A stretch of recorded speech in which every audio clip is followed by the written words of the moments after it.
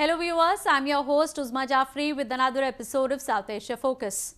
Let's begin the show with Pakistan, where the spiraling spate of violence and accusations culminated with an electoral victory of the chief of Pakistan Tehreek-e-Insaaf Imran Khan, who allegedly enjoyed a thorough support from army during the run-up and the conduct of the elections. His party emerged as the single largest party in the elections that could be termed unprecedented, owing to the violence and disruptions it saw during the process. A report.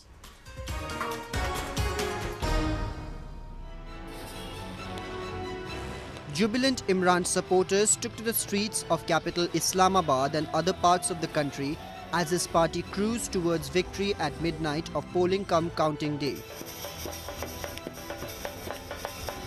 Although the PTI couldn't attain the majority, it emerged as the single largest party in the elections that were marred by violence and military high-handedness.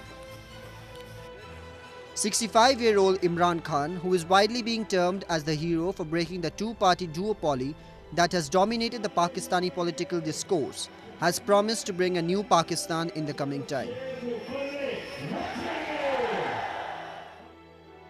In a speech peppered with populist pledges, Khan promised to create jobs for the poor and ensured he would build a balanced relationship with the United States that is beneficial for both the countries. मैं सबसे पहले आपके सामने ये pledge करता हूँ, आज मैं आपके सामने वादा आपसे करता हूँ, अवाम के टैक्स के पैसे की मैं हिफाजत करूँगा, अपने सारे हम खर्चे कम करेंगे. Khan inherits a nation struggling to fight widespread poverty, a worsening relationship with its ally the United States, and multiple Islamist insurgencies. However, giving a shot to the art of statesmanship from the moment he emerged victorious, Khan rolled out a virtual foreign policy of his future Pakistan, which entails a better relationship with the United States. मैं चाहता हूँ कि America के साथ भी, United states के साथ हमारी एक ऐसे ताल्लुकात हों जो कि म्यूचुअली बेनिफिशियल हों, यानी एक ऐसे हों जो दोनों मुल्कों के लिए फ़ायदामंद हों. अभी तक बदकिस्मती से हमारे ताल्लुकात वन वे रहे हैं, यानी कि अमेरिका समझता है कि वो पाकिस्तान को इमदाद करता है उनकी अमेरिका की जंग लड़ने के लिए. इससे पाकिस्तान को बहुत नुकसान पहुंचा है. Although it is being hailed by many, the supporters of jailed former Prime Minister Nawaz Sharif has accused Khan of colluding with the army, said the election process and the count was rigged, and termed it as an assault on democratic structure of Pakistan. Shahbaz Sharif, who was in fray following his elder brother and former PM Nawaz's conviction, criticized the election results, calling them a military exercise. हम इस result को reject करते हैं, बिल्कुल मुस्तरद करते हैं. हम इस रिजल्ट को तस्लीम नहीं करते. बाखुदा मैं आपको ऐसा आदमी जो कि एक इंतहाई सुलहकुन आदमी, एक अपना मामलात को आगे बढ़ाने वाला आदमी, अगर मैं ये कह रहा हूँ तो समझ लीजिए कि किस शदीद तरीके से अपना पोलिंग स्टेशन पर ज्यादती हुई है. Pakistan Army, which has a dominant role in Pakistani politics and the formation of domestic as well as foreign policy of the country, was instrumental in reaching the results available today. It deployed 371,000 soldiers, nearly 5 times the number deployed at the last election in 2013, in order to bring the favorable results. Former PM was believed to have run afoul of the military, which prompted army generals to launch an indirect coup through judiciary, eventually sending him and his daughter for a significant period of jail.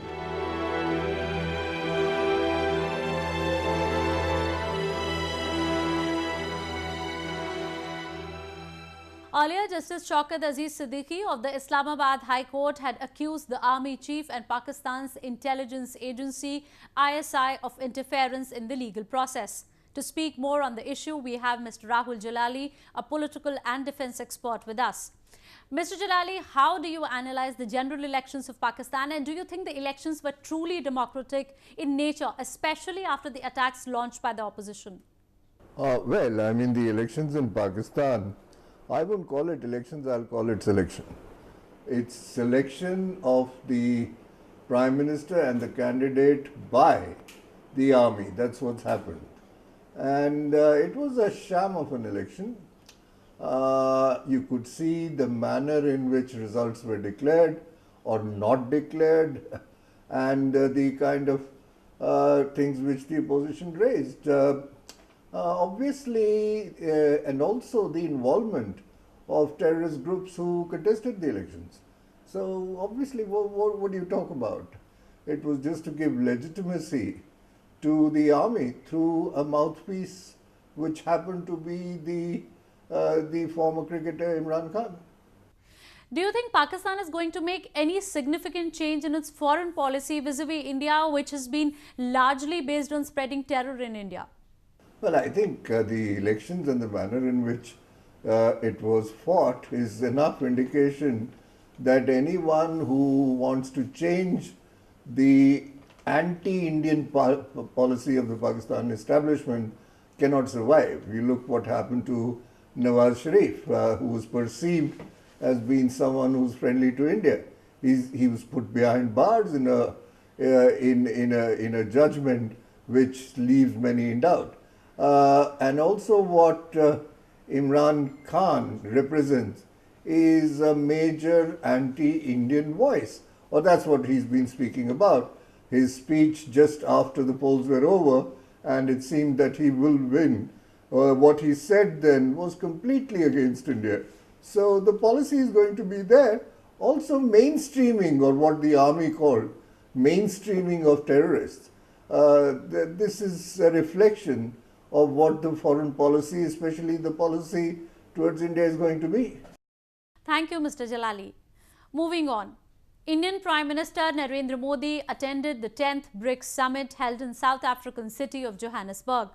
This was the first BRICS summit since US President Donald Trump's push for rebalancing of trade, multilateralism and resorting to trade protectionism.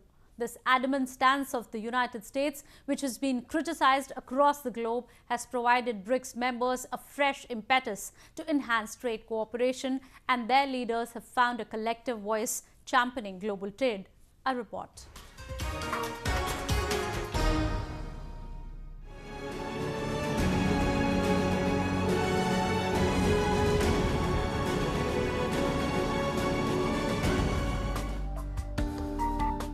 Home to over 43% of global population and a combined GDP of more than 23%, the BRICS Association held its 10th annual summit in the Johannesburg with the primary aim of countering the trade protectionism which has emerged following US President Donald Trump's hardened stance over growing trade deficit. The leaders attending the event urged for an increased level of industrialization in Africa to strengthen infrastructure construction and promotion of free trade in the summit, which had the theme of BRICS in Africa, collaboration for inclusive growth and shared prosperity, the fourth industrial revolution. While addressing the plenary session, Indian Prime Minister Narendra Modi called for sharing the best practices and policies in the area. He reaffirmed India's commitment to multilateralism, international trade and rules-based world order. Bharat fourth industrial revolution के विषय पर BRICS देशों के साथ मिलकर काम करना चाहता है। इस संबंध में हमें मिलकर बेस्ट प्रैक्टिसेस और पॉलिसीज साझा करनी चाहिए। आजकल हो रहे और भविष्य में होने वाले टेक्नोलॉजी परिवर्तनों का ब्रिक्स देशों और पूरी दुनिया के लिए महत्व को ध्यान में रखते हुए मैं ये सुझाव देना चाहूँगा कि हमारे मंत्री इस विषय पर और विस्तार से विचार करें और आवश्यकता अनुसार विशेषज्ञों की भी मदद लें। The fourth industrial revolution is the fourth major industrial era since the initial industrial revolution of the 18th century. It is characterized by a fusion of technologies that is blurring the lines between the physical, digital and biological spheres. Focusing on the prevailing issues, Chinese President Xi Jinping called for a concerted effort by global institutions such as the United Nations, the G7 and the World Trade Organization to fight unilateralism and protectionism.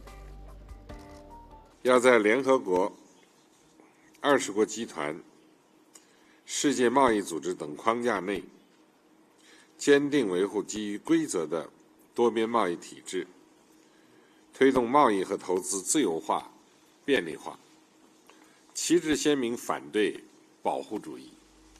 The BRICS countries have battled out several trade and economic bottlenecks in the past and have often set examples before the world. These countries have united around the common goal, have taken concrete steps in one direction through the creation of the new development bank and the contingent reserve arrangement. The grouping has become increasingly robust with time, and projects such as India-Japan's Asia-Pacific Growth Corridor and China's Belt and Road initiatives led by BRICS countries could further help strengthen the practical links between the grouping and the rest of the developing world. Convinced with the progress the grouping has made in recent times, Putin, the Russian president, hailed the unity with which the group was working. Страны БРИКС сообща противодействуют наиболее острым вызовам и угрозам мира и стабильности.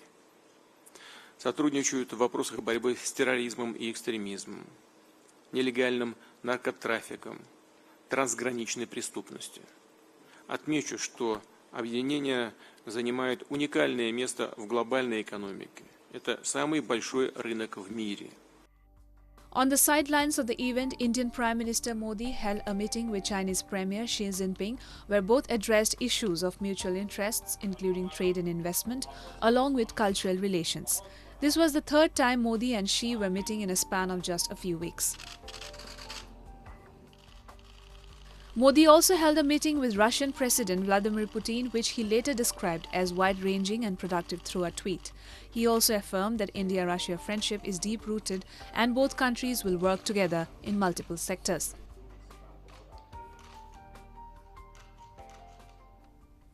In line of reaching out to African countries, Modi became the first Indian Prime Minister to visit the African countries of Rwanda and Uganda. Moving on to the war-torn Afghanistan, where the United States has been assertively weighing in for the peace talks between the Ghani-government and the Taliban insurgents. In a period of just a fortnight, the United States, through its different representatives, have sought to bring the insurgents to the negotiating table. The Trump administration has repeatedly expressed its willingness to moderate the talks in order to restore peace in the region that has been ravaged by the 17-year-long war. It has also floated the idea of including other countries in order to have a non-partisan conversation. A report.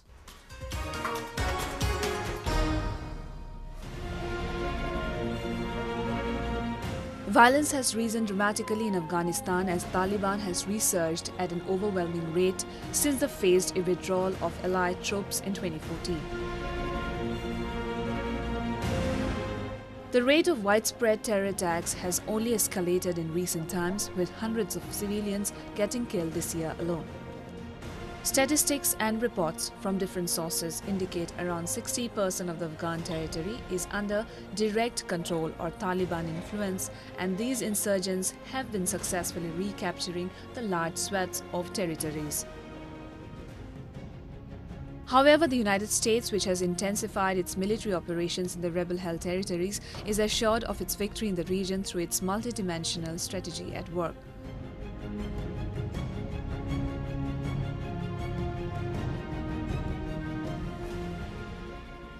Apart from its military route, the US has also been vigorously backing the peace talks between the Afghanistan government and the insurgents. John Nicholson, the commander of Resolute Support in Afghanistan, says his team's ramped-up efforts have yielded results in Afghanistan and the restoration of peace in the region is just a matter of time.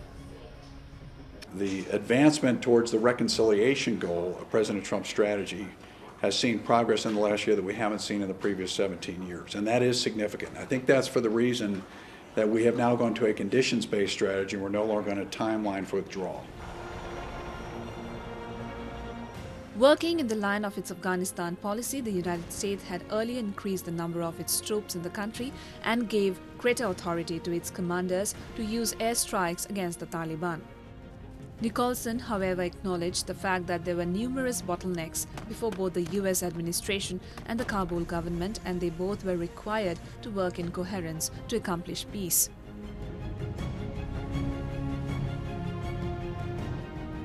Some of these traditional metrics, like levels of violence and population control, while still relevant and important, should not outweigh the importance of advancing the peace process. The optimism of the United States was reinforced when the extraordinary gesture of Kabul government to extend a ceasefire was reciprocated by the Taliban with a 3-day Eid ceasefire, which brought the scenes of unarmed fighters and soldiers mingling on the streets. While a section of the US administration is optimistic of the war coming to an end in near future, others, however, believe that the Trump team must tread carefully in order to achieve its objective in the region. There is cause for cautious optimism and evidence that our South Asia strategy is working. The most dramatic evidence of this was manifested in the recent when our conditions-based approach allowed President Ghani and the Afghan National Defense and Security Forces to set the conditions for the first ever nationwide ceasefire. And although the ceasefire was temporary, all parties respected the terms, and there were very few reported breaches. The ceasefire demonstrated the increased desire for peace, not only from the Afghan people, but from the belligerents of the conflict as well.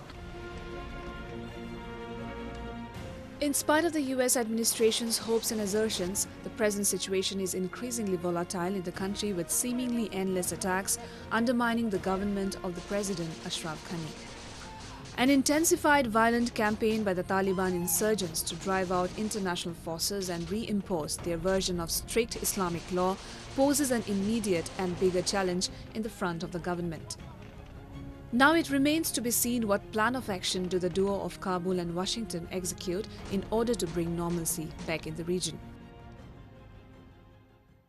The US remains confident that peace talks will commence despite the temporary setback. Moving on to Bangladesh, where the Rohingya refugees who have been living in dreadful conditions after the exodus last year from the Rakhine state are being studied by a renowned human rights group who came up with a report which has investigated into the events last year. We have a report.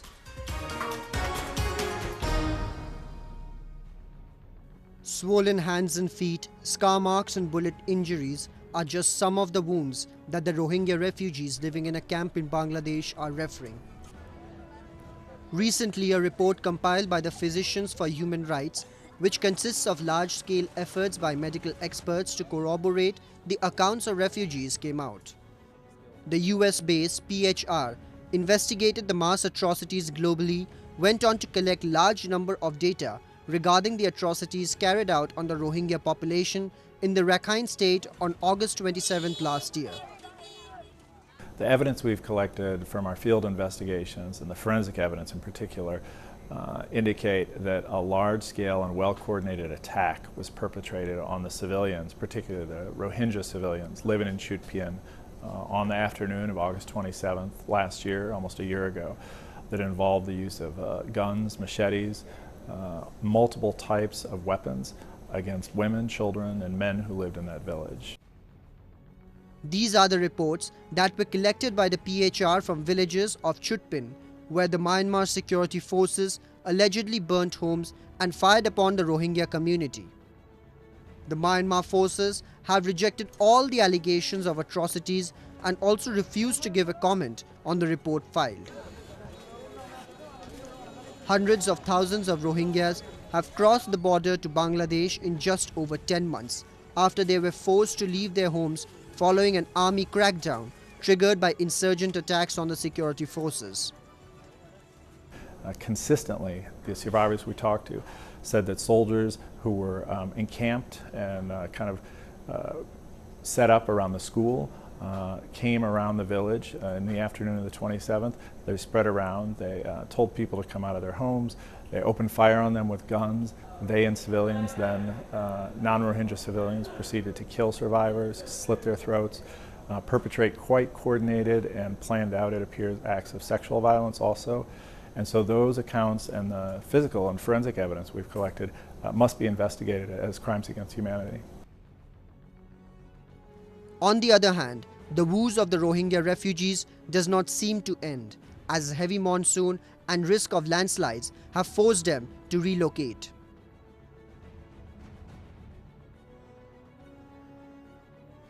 UNHCR recently released a video which showed people building reinforcements, leaving the old camps and living in UNHCR tents. Despite extensive efforts to contain the sufferings, the authorities have little to cheer for as the situation gets worse every day. Moving on, India, a land of vivid cultures and religions, saw the conclusion of the holy Rath Yatra in the eastern city of Puri. Lord Jagannath, Balbhadra and Goddess Subhadra are taken out in beautifully decorated raths or chariots. After a stay of 9 days at the Gundicha temple, the deities again return to their abode in the same way, and this ritual is known as Bahuda Rath Yatra. We have a report.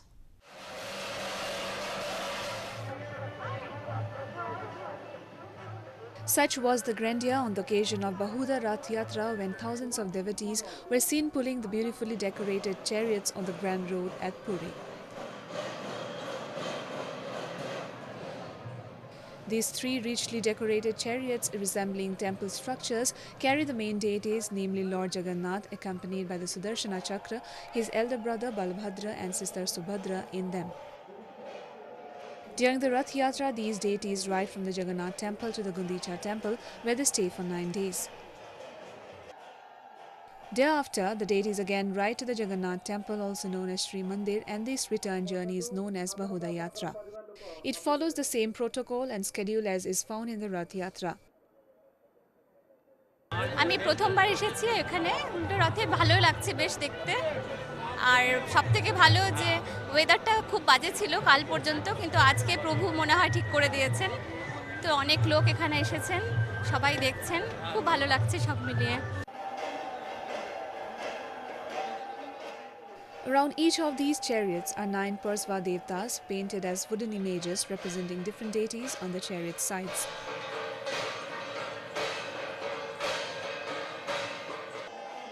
Besides this, each chariot is attached to 4 horses, which are of different colors such as dark ones for Balbhadra, white ones for Jagannath and red ones for Subhadra. The most significant ritual associated with this yatra is the Chehra Pahara, in which the Gajapati king wears the outfit of a sweeper and sweeps all round the deities and chariots, which signifies that under the lordship of Jagannath there is no distinction between the powerful sovereign and the most humble devotee. Before the journey begins, a Mahanta is also performed by the local artists, what they believe is the favorite dance of Lord Jagannath. Jagannath ji का दर्शन हम लोग हर साल करते हैं लेकिन इस बार माहौल ही कुछ अलग है बारिश का मौसम है लोगों की काफ़ी भीड़ जमी हुई है लेकिन सभी लोग काफ़ी आनंद से और बहुत ही जोश के साथ यहाँ पे रथ की खिंचाई कर रहे हैं बहुत आनंद आ रहा है हम अपने आप को खुशनसीब महसूस कर रहे हैं कि हम यहाँ पे हैं जगन्नाथ जी की जय हो During the Bahuda Yatra, the huge processions accompanying the chariots play devotional songs with drums, tambourines, trumpets and many others. ये जगन्नाथ जी का सालों में एक बार रथ यात्रा जो होते हैं वो नवदिन यात्रा जो गुंडीचा यात्रा होते हैं आज 9 दिन आज वापस यात्रा है इसी वजह से भगवान ये जो स्वर्ग से सारी देवता आकर शून्य में बैठे हुए हैं ये क्षेत्र को पवित्र करने के लिए सुगंधित करने के लिए भगवान जगन्नाथ बलभद्र सुभद्रा सुदर्शन जी को ऐसे धूप अर्पण किया जाता है Bahuda Yatra thus makes for a fascinating sight as millions of people from the different corners of the country as well as outside seeks the darshan of Lord Jagannath. India is home to hundreds of such festivals which not only invoke a sense of purity but also spread an atmosphere of gaiety. With that, we come to the end of this week's episode. See you next week. Take care and goodbye.